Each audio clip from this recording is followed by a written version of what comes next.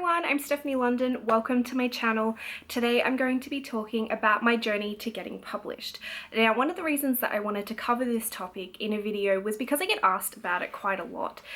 Whenever someone finds out that you're an author, there's always a lot of questions that come after that, and one is how did you get published? So I thought it would be a great idea to kind of talk you through what actually happened, how I went about getting my first book published, and tell you a little bit about the time frame in which it happened, because a lot of, as you probably will know, publishing is not a quick process.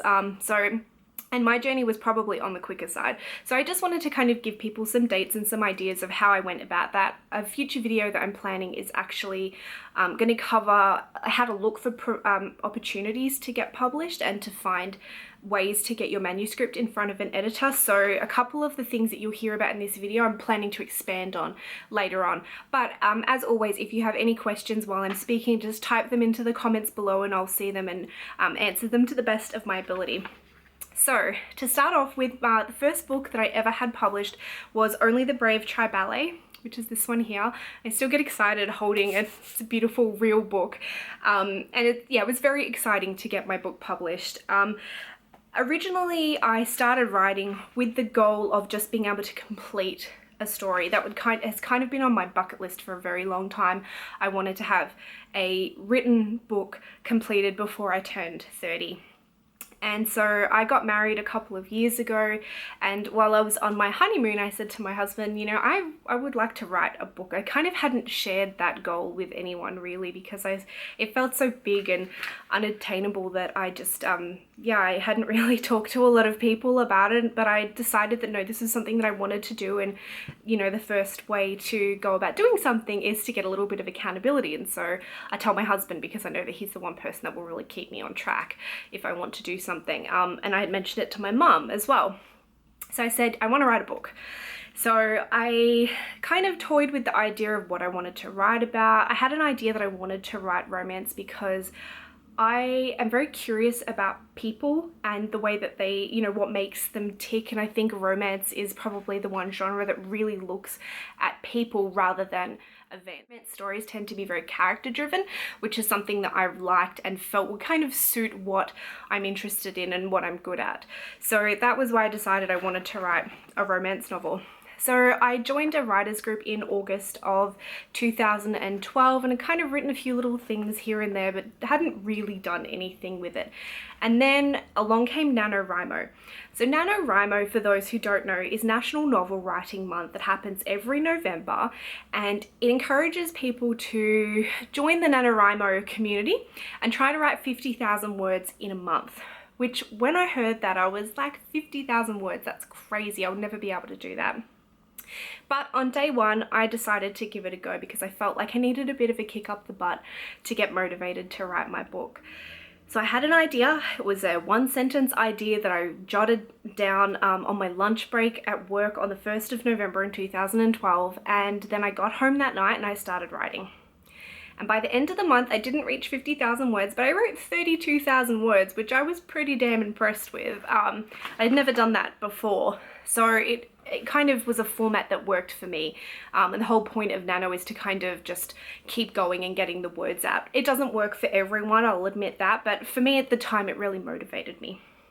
So I then went on to finish the book over the next couple of months. It ended up being, I think, about 60,000 words in the end. And then I was like, okay, I have a finished book. I have ticked my goal off. That's great. Now what? So I'm always one of those people that's like, what's next? What's next? So I decided, okay, maybe I want to try and get this published. So I was in the process of editing it. I think we were at, so I'm looking at my notes if you see me looking down. I finished the draft at the end of February and I started editing it through March and April. I really didn't know what I was doing. I was kind of learning as I went, and the editing was focused more on sort of cleaning up the manuscript as much as possible. It wasn't looking at structural things, it was just looking at the words really. And then in May, I came across an opportunity to pitch my book to the Harlequin Kiss line. Which is where I ended up getting published. So the pitch contest was advertised on Twitter. I saw a link and it was closing that day, so I really didn't have a lot of time to think about it. I just went on there, and the idea was to pitch the book in one paragraph, which if you've ever tried to do that before, it's really hard to distill a 60,000 word book into one paragraph, but I did it. I put my pitch in there and kind of didn't think anything more of it because I'd had it in my head that, you know, it wasn't going anywhere. It was just an opportunity maybe to get some feedback on pitching my book. That was it. A couple of days later, I got an email from the editor saying that my book hadn't won, because I think there were 3 places for people to get their manuscripts looked at, but she really liked the sound of my book and would I be happy to send it to her. And I was so flustered, I deleted the email on my phone and then had to try and get it back madly. It was very exciting. And so I sent my manuscript off towards the end of the month and was just over the moon, but I don't think I realized at the time how rare those kind of opportunities can be. I guess didn't realize how lucky I was to have gotten a request. I was just a bit overwhelmed at that stage. So I sent my book off at the end of, I sent it off midway through May. This is in 2013. Then about a month later, I got an email from the editor saying that they really loved the book, but there were some kind of issues with the story and that they wanted me to have a go at rewriting it and sending it back. This was terrifying because I was convinced that they were just going to say, thanks but no thanks, this is your first book, sorry love, move on. And then to have the opportunity to kind of try and fix the book and send it back to them, I was just overwhelmed and over the moon. And the book really did have a lot of problems with it. I think it was the first thing I'd ever written, so I was still learning and, you know, I made all of the newbie mistakes, but they really liked my voice. So that was kind of going in my favor. So I redid the back end of the book, almost rewrote the last half of the book and sent it back to them probably about a month later. Then I didn't hear anything for 3 months, and this was the most painful wait of my entire life. I just, you know, got into that horrible habit of checking my email every 5 minutes for 3 months, which if you've been through that process, you know that it can be a little bit soul destroying. So that went on and on and on. And then I got an email from the editor saying that she wanted to have a chat with me over the phone. And that was extremely exciting. She called me from London and we talked about my book. And she said that she really liked it, but there were still some things that weren't quite working for her, and would I have another go at revising it? So I was like, okay.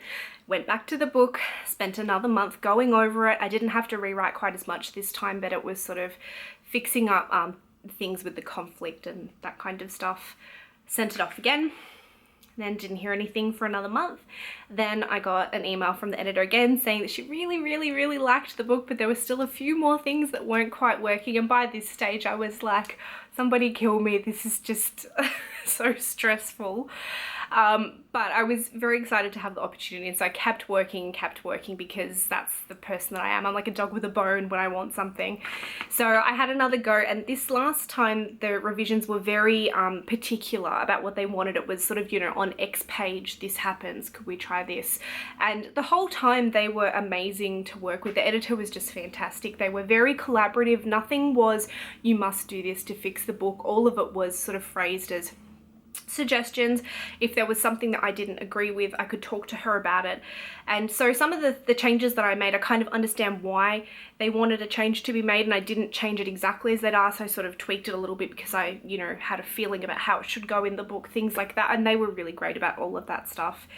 And then in December of 2013, I had the worst day at my day job. Like the day from hell, and I saw a tweet from the editor saying that she was finishing up, because this is very close to Christmas, finishing up for the Christmas period, and that she would be out of the office for a couple of weeks. And I was like, no, I've been waiting for so long. But then she said that she had some very special news for an author who'd submitted a book, and so I immediately went and put my mobile phone in front of me and just stared at it, and it rang.